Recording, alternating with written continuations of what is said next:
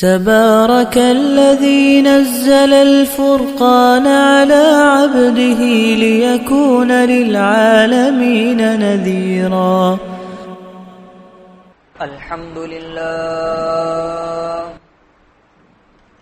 إن الحمد لله نحمده ونستعينه ونستغفره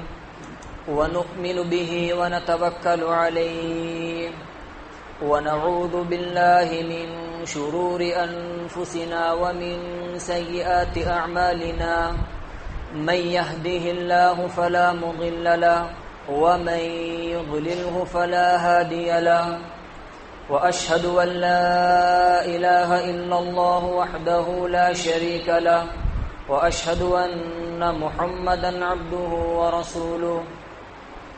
اللهم صل على محمد وعلى آل محمد كما صليت على إبراهيم وعلى آل إبراهيم إنك حميد مجيد. اللهم بارك على محمد وعلى آل محمد كما باركت على إبراهيم وعلى آل إبراهيم إنك حميد مجيد. أما بعد فإن خير الحديث كتاب الله وخير الهدي هدي محمد صلى الله عليه وسلم وشر الأمور محدثاتها وكل محدثة بدعة وكل بدعة ضلالة وكل ضلالة في النار. أعوذ بالله السميع العليم من الشيطان الرجيم من همزه ونفخه ونفثه. سورہ حامیم السجدہ میں اللہ رب العزت نے ارشاد فرمایا قل انما انا بشر مثلکم یوحى الی. اور اے رسول صلی اللہ علیہ وسلم آپ یہ کہہ دیجئے کہ میں تو بس تمہاری مثل ہی ایک انسان ہوں، بس مجھ پر وحی کا نزول ہوتا ہے. اللہ کے رسول صلی اللہ علیہ وسلم ہماری ہی طرح کے انسان اور آپ پر وحی کا نزول ہونا، بے شک آپ کہنے کی حد تک ہماری ہی مثل ایک انسان تھے، لیکن جو صلاحیت اللہ رب العزت نے آپ کو عطا کی تھی وہ ہم لوگوں میں نہیں ہے اور نہ ہی عام انسان میں یہ صلاحیتیں ہوتی ہیں. بے شک اللہ کے رسول صلی اللہ علیہ وسلم کے دو کان تھے، بے شک آپ کی دو آنکھیں تھیں، آپ کے دو ہاتھ تھے اور دو پیر، لیکن جو صلاحیتیں جو معجزات اللہ نے ان تمام اعضاء میں دیے تھے وہ ایک عام انسان میں نہیں ہوتے. یہی فرق ہے عام انسان میں اور اللہ کے رسول صلی اللہ علیہ وسلم میں، اور یہ عظمت ہے، عظمت رسول صلی اللہ علیہ وسلم. آپ کا وجود مبارک عبداللہ بن مسعود رضی اللہ تعالی عنہ بیان کرتے ہیں، صحیح بخاری کتاب بدء الخلق، وَلَقَدْ كُنَّا نَسْمَعُ تَسْبِيحَ الطَّعَامِ وَهُوَ يُؤْكَلُ. ہم اللہ کے رسول صلی اللہ علیہ وسلم کے ساتھ کھانا کھایا کرتے تھے اور ہم کھانے میں سے تسبیح کی آواز سنا کرتے تھے، اس حال میں کہ وہ کھانا کھایا جا رہا ہوتا تھا. یعنی صحابہ اکرام رضوان اللہ علیہم اجمعین کھانا تو کھاتے تھے، لیکن جو کیفیت اللہ کے رسول صلی اللہ علیہ وسلم کی موجودگی میں ہوا کرتی تھی وہ ان کی حالت عام کیفیت میں نہیں ہوتی تھی. جب وہ اللہ کے رسول صلی اللہ علیہ وسلم کے ساتھ کھانا کھایا کرتے تھے تو کھانا تسبیح پڑھا کرتا تھا، کیونکہ ہر چیز اللہ کی تسبیح بیان کرتی ہے. کھانا کھایا جا رہا ہے اور جو کھانا ہے وہ تسبیح پڑھ رہا ہے اللہ کے رسول صلی اللہ علیہ وسلم کے وجود کی وجہ سے، اور اتنی صاف آواز آ رہی ہے تسبیح کی کہ تمام صحابہ اکرام رضوان اللہ علیہم اجمعین جو موجود ہیں وہ سب سن رہے ہیں۔ یہ کتنی بڑی عظمت ہے اللہ کے رسول صلی اللہ علیہ وسلم کی کہ جب حاضر ہوتے تو آپ کے سامنے کھانا بھی تسبیح پڑھتا۔ آپ کا حسن جمال، برا بن عازب رضی اللہ تعالی عنہ فرماتے ہیں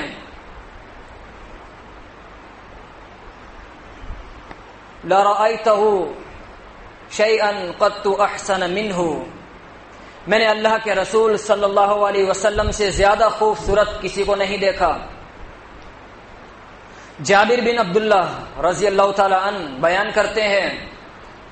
مستدرک حاکم کی صحیح حدیث،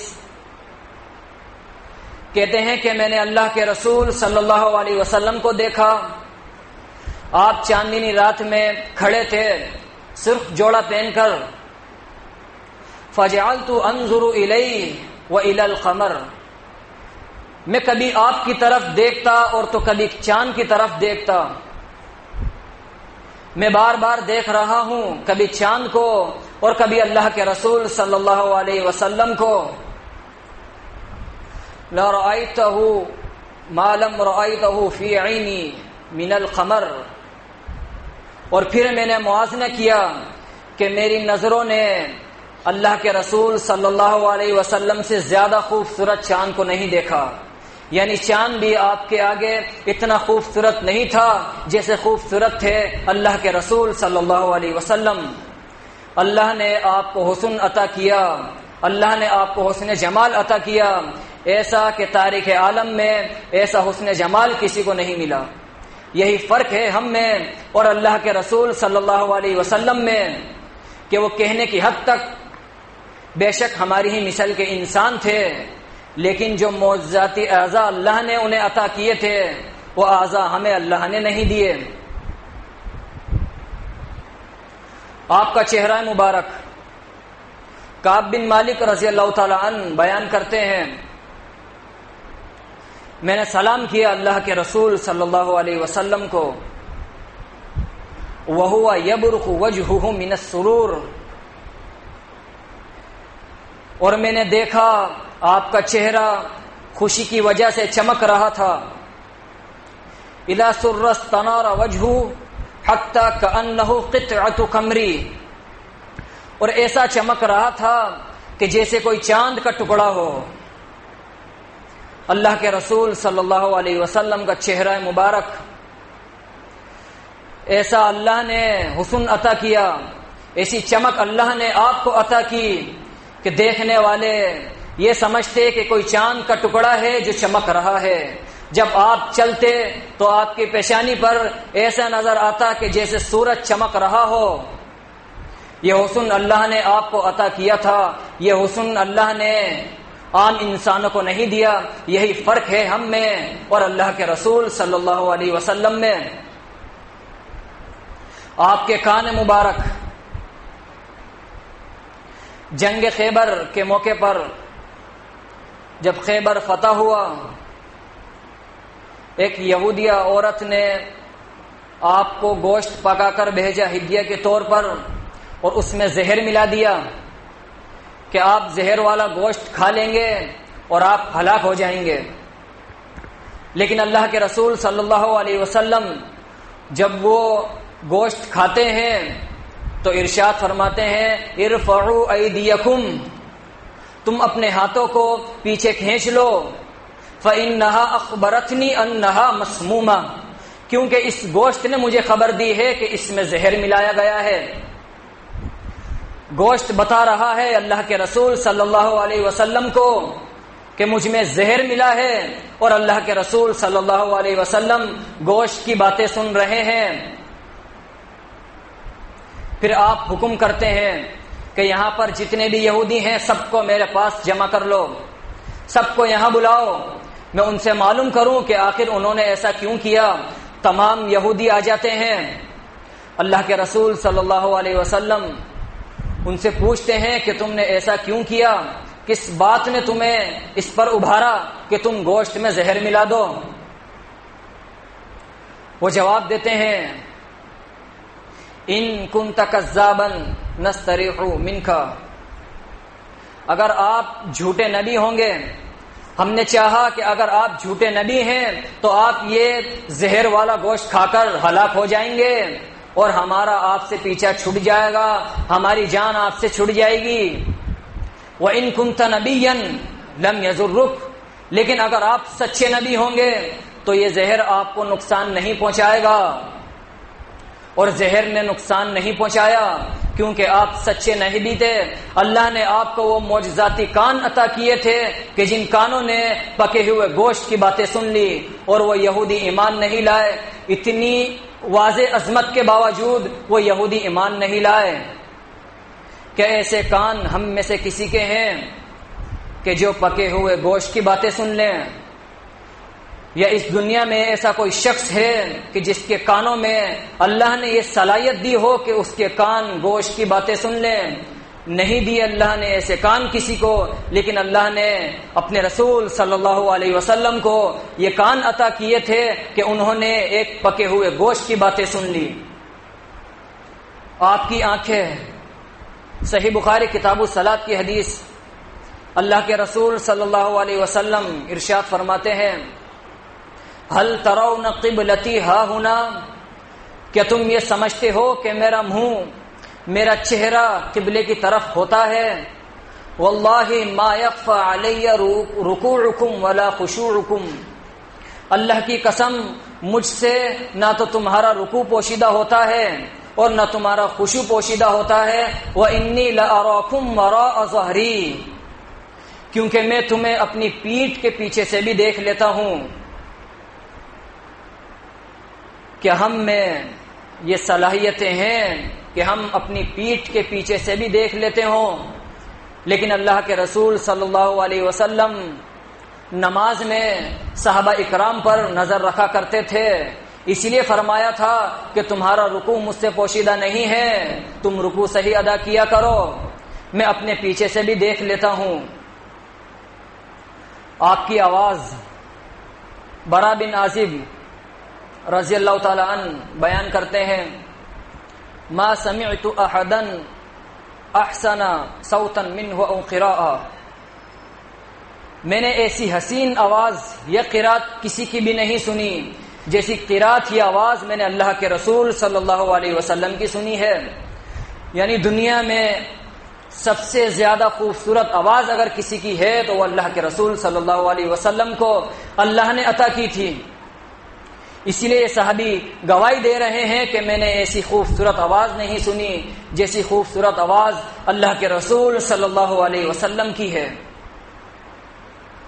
آپ کا لعاب دہن، آپ کا تھوک، جنگ خیبر کے وقت اللہ کے رسول صلی اللہ علیہ وسلم نے اعلان کیا کہ میں صبح کو یہ جھنڈا اس شخص کے ہاتھ میں دوں گا جس سے اللہ اور اللہ کے رسول صلی اللہ علیہ وسلم محبت کرتے ہیں، اور وہ بندہ خود اللہ اور اللہ کے رسول صلی اللہ علیہ وسلم سے محبت کرتا ہوگا۔ تمام صحابہ اکرام رات جاگتے ہیں اسی آس میں کہ وہ جھنڈا ہمیں مل جائے۔ جب صبح ہوتی ہے اللہ کے رسول صلی اللہ علیہ وسلم ارشاد فرماتے ہیں این علی، علی رضی اللہ تعالی عنہ کہاں ہیں؟ بتایا جاتا ہے یشتکی عینی، ان کی آنکھوں میں درد ہے، ان کی آنکھوں میں بڑی شدید تکلیف ہے، وہ اس وجہ سے نظر نہیں آ رہا ہے۔ ان کو بلوایا جاتا ہے، وہ آتے ہیں۔ فبصق رسول اللہ صلی اللہ علیہ وسلم، اللہ کے رسول صلی اللہ علیہ وسلم اپنا لعاب دہن حضرت علی رضی اللہ تعالی عنہ کی آنکھوں میں لگاتے ہیں۔ فدعا لہو، اور ان کے لیے دعا کرتے ہیں اللہ سے کہ انہیں شفا ہو جائے۔ آنکھوں میں تھوک لگا دیا ہے اور اللہ سے دعا کر رہے ہیں۔ فبرأ حتی کأن لم یکن بہ وجع، اور اللہ نے ان کی بیماری دور کر دی اللہ کے رسول صلی اللہ علیہ وسلم کے لعاب دہن سے، اور حضرت علی ایسے ہو گئے جیسے آنکھوں میں تکلیف ہی نہیں تھی۔ یہ اللہ کے رسول صلی اللہ علیہ وسلم کا تھوک تھا، یہ آپ کا لعاب دہن کہ جس کی وجہ سے حضرت علی رضی اللہ تعالی عنہ بالکل شفا یاب ہو گئے اور ایسے ہو گئے کہ جیسے تکلیف ہی نہیں تھی۔ یہ آپ کا وہ لعاب دہن ہے کہ جو منہ سے نکلا کرتا تھا لیکن زمین پر نہیں گرتا، اگر وہ کسی کے ہاتھ پر گرتا تو وہ صحابہ اکرام رضوان اللہ علیہم اجمعین کے ہاتھوں پر گرتا اور وہ اپنے ہاتھ سے لے کر اپنے جسم پر مسلا کرتے تھے۔ کتنے شان والے نبی ہیں ہمارے اللہ کے رسول صلی اللہ علیہ وسلم کہ جن کے تھوک میں یہ تاثیر تھی کہ جن سے اللہ کے حکم سے شفا مل جائے۔ اللہ کے رسول صلی اللہ علیہ وسلم کا ہاتھ مبارک عبداللہ بن عتیق رضی اللہ تعالی عنہ ابو رافع کو قتل کرنے جاتے ہیں اور قتل کر دیتے ہیں۔ جب بھگدڑ مچتی ہے تو اندھیرے کی وجہ سے رات میں وہ سیڑھی سمجھ کر، زمین سمجھ کر اپنا پاؤں رکھتے ہیں اور وہ سیڑھیوں پر گر جاتے ہیں اور گرنے کی وجہ سے ان کی پنڈلی ٹوٹ جاتی ہے۔ وہ اپنا امامہ اپنی پنڈلی پر باندھ لیتے ہیں اور صبح کا انتظار کرتے ہیں کہ کب اعلان ہو ابو رافع کے قتل کا، اور پھر میں جاؤں اللہ کے رسول صلی اللہ علیہ وسلم کے پاس آپ کو خوشخبری سنانے۔ صبح ہو جاتی ہے اور عبداللہ بن عتیق رضی اللہ تعالیٰ عنہ اللہ کے رسول صلی اللہ علیہ وسلم کے پاس حاضر ہوتے ہیں اور تمام قصہ بیان کرتے ہیں اور کہتے ہیں فن کسرت ساقی، اے اللہ کے رسول صلی اللہ علیہ وسلم میری پنڈلی ٹوٹ گئی ہے، میں بڑی تکلیف میں ہوں، میں کیا کروں؟ اللہ کے رسول صلی اللہ علیہ وسلم فمسحھا،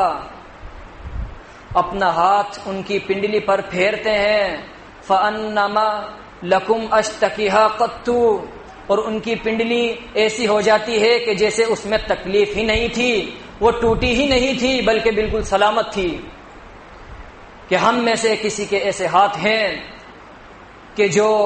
زخم پر لگیں اور زخم بالکل ٹھیک ہو جائے، لیکن اللہ کے رسول صلی اللہ علیہ وسلم کو اللہ نے یہ معجزاتی ہاتھ عطا کیے تھے کہ جب انہوں نے عبداللہ بن عتیق رضی اللہ تعالیٰ عنہ کی پنڈلی پر ہاتھ پھیرا تو وہ پنڈلی جڑ گئی اور ایسی ہو گئی کہ جیسے تکلیف ہی نہیں تھی۔ آپ کے ہاتھ کی کیا بات کریں؟ ابو جحیفہ رضی اللہ تعالیٰ عنہ بیان کرتے ہیں فَأَخَذْتُ بِيَدِهِ فَوَضَعْتُهَا عَلَى وَجْهِي، میں نے اللہ کے رسول صلی اللہ علیہ وسلم کا ہاتھ مبارک پکڑا اور اپنے چہرے پر رکھا، فَإِذَا هِيَ أَبْرَدُ مِنَ الثَّلْجِ وَأَطْيَبُ مِنْ رَائِحَةِ الْمِسْكِ، جب میں نے آپ صلی اللہ علیہ وسلم کا ہاتھ اپنے چہرے پر رکھا تو آپ کا ہاتھ برف سے بھی زیادہ ٹھنڈا تھا اور جو خوشبو ہے مشک کی اس سے زیادہ خوشبودار آپ کا ہاتھ تھا۔ اللہ کے رسول صلی اللہ علیہ وسلم کا ہاتھ برف سے زیادہ ٹھنڈا کہ جب کسی انسان پر لگے تو اسے سکون حاصل ہو جائے، اور اس میں ایسی خوشبو کہ مشک کی خوشبو بھی اس کے آگے ہیچ ہے۔ انس بن مالک رضی اللہ تعالیٰ عنہ کہتے ہیں کہ میں نے دیباج بھی چھوا ہے اور حریر بھی، لیکن جو بات اللہ کے رسول صلی اللہ علیہ وسلم کے ہاتھوں میں ہے وہ نہ دیباج میں ہے نہ حریر میں ہے، الینا من کف النبی صلی اللہ علیہ وسلم، کیونکہ آپ کی ہاتھوں کی ہتھیلی اتنی نرم ہے کہ ان کے آگے دیباج اور حریر جو ریشمی افضل ریشم ہے وہ بھی آپ کے ہاتھ کی ہتھیلی کے آگے ہیچ ہے، آپ کا ہاتھ ان سے زیادہ نرم ہے۔ یہ آپ کی ہتھیلی تھی، اور آپ کی خوشبو کی ہم کیا بات کریں۔ پسینہ مبارک اللہ کے رسول صلی اللہ علیہ وسلم کا، ہم اپنے آپ کو دیکھیں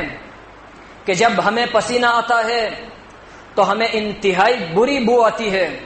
اور ہم اپنے آپ سے کراہت کرتے ہیں یا اس شخص سے کراہت کرتے ہیں جس کے جسم سے پسینے کی بو آتی ہے۔ اللہ کے رسول صلی اللہ علیہ وسلم ام سلیم رضی اللہ تعالیٰ عنہ کے ہاں تشریف فرما، آپ سو رہے تھے، ام سلیم رضی اللہ تعالیٰ عنہ آتی ہیں اور دیکھتی ہیں کہ آپ کو پسینہ آ رہا ہے، کیونکہ آپ کو پسینہ بہت کثرت سے آیا کرتا تھا۔ جب پسینہ آپ کے جسم سے گرتا تو ایسا معلوم ہوتا کہ موتی گر رہے ہیں۔ انہوں نے دیکھا کہ پسینہ آپ کے جسم سے نکل رہا ہے، وہ ایک کپی لے کر آئیں، ایک شیشی، اور سارا پسینہ اس میں بھرنے لگیں۔ اللہ کے رسول صلی اللہ علیہ وسلم بیدار ہو جاتے ہیں اور کہنے لگتے ہیں، یا ام سلیم ما ھذا الذی تصنعین، اے ام سلیم یہ آپ کیا کر رہی ہیں، یہ پسینہ آخر کیوں جمع کر رہی ہیں؟ وہ جواب دیتی ہیں، ھذا عرقک نجعلہ من طیبنا وہو من اطیب الطیب، اے اللہ کے رسول صلی اللہ علیہ وسلم میں یہ پسینہ اس وجہ سے جمع کر رہی ہوں کیونکہ ہم آپ کا پسینہ اپنی خوشبوؤں میں ملاتے ہیں، اگرچہ آپ کا پسینہ تمام خوشبوؤں سے زیادہ خوشبودار ہے، ہمارے پسینے میں سے بو آتی ہے، اللہ کے رسول صلی اللہ علیہ وسلم کے پسینے سے خوشبو آ رہی ہے کہ دنیا کی تمام خوشبو آپ کی پسینے کی خوشبو کے آگے ہیچ ہے۔ ایک روایت میں ہے وَنَرْجُو بَرْكَتَهُ لِصِبْيَانِنَا، ہم اس پسینے کو اس لیے جمع کر رہے ہیں کہ ہم اپنے بچوں کے برکت کے لیے، اللہ کے رسول صلی اللہ علیہ وسلم کا پسینہ برکت کے حصول کے لیے ہوا کرتا تھا۔ ام سلیم نے یہ پسینہ جمع کیا اور اپنی اتھر میں ملا دیا، اور اللہ کے رسول صلی اللہ علیہ وسلم کا جو پسینہ تھا اس میں ایسی خوشبو تھی کہ دنیا کی کوئی خوشبو اس کا مقابلہ نہیں کر سکتی۔ آپ کی ٹانگیں مبارک، ابو ہریرہ رضی اللہ تعالیٰ عنہ فرماتے ہیں، مسند احمد کی حسن حدیث، میں نے اللہ کے رسول صلی اللہ علیہ وسلم سے زیادہ تیز رفتار کسی کو نہیں پایا۔ جب آپ چلتے کأنما الارض تطوی لہ انا لنجہد انفسنا، جب آپ چلا کرتے تھے تو ایسا معلوم ہوتا کہ گویا آپ کے لیے زمین کو لپیٹا جا رہا ہے، زمین لپیٹی جا رہی ہے آپ کے لیے، اور ہم اپنے آپ کو مشقت میں ڈالتے ہیں، ہمیں تکلیف ہوتی آپ کے ساتھ چلنے میں، لیکن آپ بڑے سکون اور اطمینان سے چلا کرتے تھے۔ اللہ کے رسول صلی اللہ علیہ وسلم کی یہ عظمت ہے، اور اللہ نے آپ کی عظمت بیان کی۔ یہ تو چند مثالیں تھی، اللہ نے آپ کے جسم کے تمام اعضاء کو ایسا مثالی بنایا ہے کہ ہم بس عظمت بیان ہی کرتے رہیں۔ اللہ رب العزت ہمیں اس عظمت کو اپنے دل میں جگہ دے اور ہمیں عمل کرنے والا بنائے۔ اقول قولی ھذا استغفر اللہ لی ولکم۔ تبارک الذی نزل الفرقان علی عبده لیکون للعالمین نذیرا۔